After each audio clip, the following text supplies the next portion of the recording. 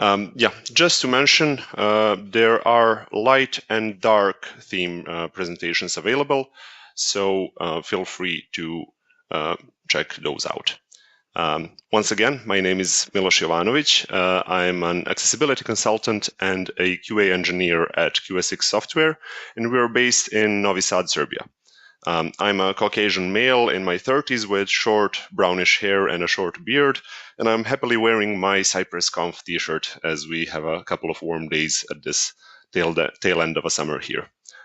In this talk, we'll go over some things that make browsers behave differently from one another, how Cypress itself can act differently here, how to set it up for more consistency, and how to get ahead of some issues by properly testing them.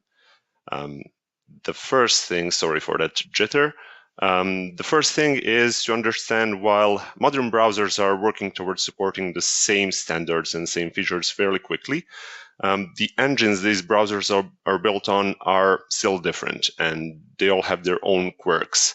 As Jenna touched upon there, things like opening up your website on Safari for the first time and seeing all of your headers 30% bolder than you left them tends to throw off your design system quite a bit, and things like font anti-aliasing tend to get talked about in the further meetings. Most of these differences are visual. So the first barriers that we hit here are some renderings of native UI elements. Micro apps and lightweight websites tend to rely on these, and these can vastly differ between Firefox and Chromium and Safari as well. Screen space and color nuances are also some things that one should be mindful with different rendering engines. Basically, we have here both rendering engine and a JavaScript engine difference. So the parts of the browser that are responsible for getting that code as a visual and interactive website in front of your client is doing things differently under the hood. As with visuals, there are differences in the background behavior as well. Some things like local storage tend to get bogged up, especially with the specificities of Apple's design, where it fails silently. Always a nightmare for a developer to test. Things that tend to affect Cypress specifically are also background timer throttlings, for example, on Chrome, and take in mind this is especially affecting automation testing because of the headless browsers that we use regularly. For Cypress specifically, the neat thing is that while it does behave differently on all of these browsers, it allows us the option to configure it and to adapt our testing suite per browser. It's important to note here when we're looking at a WebKit testing scenario that the support in Cypress is still experimental. It needs to be specifically enabled. There are some known issues at the moment still, so make sure to check those if you're encountering issues on Safari testing. Notably, there's the lack of Origin feature that I'm looking forward to being resolved personally, and the difference in site type behavior, I believe. Another thing you can expect with Cypress visual regression testing are significant differences between both, as I mentioned previously, color rendering nuances and with anti-aliasing and overlay handling. When looking to make a concise set of visual regression tests and baseline images, things need some work to be handled properly to be able to use them across different browsers. Component testing that was mentioned in the previous talk has its own layer of issues with DOM updates being handled differently and animations having different schedules, for example. Some specificities that we'll get into, and this one especially comes into play with component testing, is when you're touching a style inside of a promise. Chrome can have a much cleaner sequence and can be a simple test to handle, but it quickly turns flaky on Firefox or Safari. Usually, a recipe with these issues are just having a better caught event with a longer timeout. But if you need to get into the manually handling the things, trigger a layout reflow. So there are most of these tend to have a proper way to do things that's a bit more techy and a bit more engineering specific. One more issue with these things are when doing combined animation and a fresh page render, the microtasks trigger in a different order in Firefox and in Chrome, for example. Now, these are some of the interesting ones that I'm pulling out here, but do note, it is rare that you have to go into the nitpicking of component testing in such a heavy route. So there is some moments when you really need to go into the cyclock and control execution ticks, but think about if you really do. Main thing to look at here is if you just want to catch an element that happens to have an animation, go for it after the end of the animation, as Cypress does by itself, and go into the specifics if you really need them.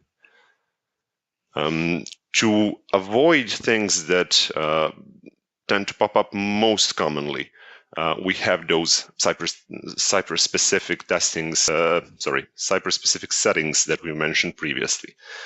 You can set up different handling of issues per browser family. You can set the field for your tests to have additional elements being tested or additional browser settings being disabled if they cause issues for your specific comparison. Also, something to mention here is the plugins that we use. As the popular choices are not always the best one, and for example, with the visual regression testing, there is a different comparison method, the structural similarity comparison, that has, in my personal experience, proved to be much more accurate for cross-browser testing specifically. So look for the technologies that can help you circumvent the issues you're hitting. A nice layer to look at here is accessibility testing as well. I always try to encourage it because it tends to push the team towards a broader angle of looking at the application, of looking at the project. And even if you aren't striving for accessibility compliance specifically, it brings thoroughness. It can expose differences in how different users see your application with specific pinpointed accuracy. There are multiple approaches available for Cypress here, ranging from the raw inclusion of Xcore to your development workflow to the more readily available plugins, especially with the Cypress ecosystem. My personal favorite is the Wick Ally plugin from Sebastián Clavijo-Suero, because it is a functional plug-and-play solution. It requires literally 2 lines of code to implement, and it does away with the X injection in every test, which used to be a necessary thing with the previous Cypress X plugins. Again, this is something to look at even if not being focused on accessibility itself. It brings out the differences with browser rendering tools. It leads developers towards accommodating screen readers and technologies that are generally something that should be more welcomed on the web, and it keeps a standardized look. It keeps a second pair of virtual eyes on your app. With these accessibility tools in mind, you add another layer to check out for. So with visual testing mentioned previously, do keep in mind that the browsers have their own accessibility tools themselves, and they are different. For example, here we see the Chromium focus outline on the left and the Firefox focus outline on the right, which even picks up some of the theming from the user's device itself. As far as other accessibility inconsistencies, we have things like